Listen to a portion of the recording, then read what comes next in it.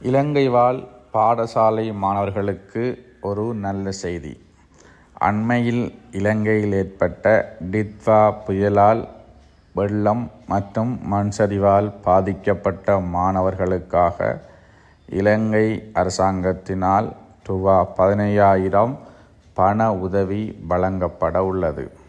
அதாவது வெள்ளத்தினால் மற்றும் மண் சரிவினால் பாதிக்கப்பட்ட மாணவர்களுக்கு மாத்திரம் அவர்களது பாடசாலை சீருடை மற்றும் பாடசாலை புத்தகங்கள், பாடசாலை கோப்பிகளை வாங்குவதற்காக மாத்திரம் ரூபாய் 15,000 பணத்தினை இலங்கை அரசாங்கம் ஒவ்வொரு மாணவர்களுக்கும் வழங்குவதற்கு திட்டமிட்டுள்ளது.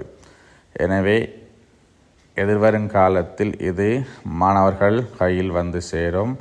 எனவே அதற்காக மாணவர்கள் அனைவரும் விண்ணப்பிக்கலாம் என கேட்டுக்கொள்கின்றேன்.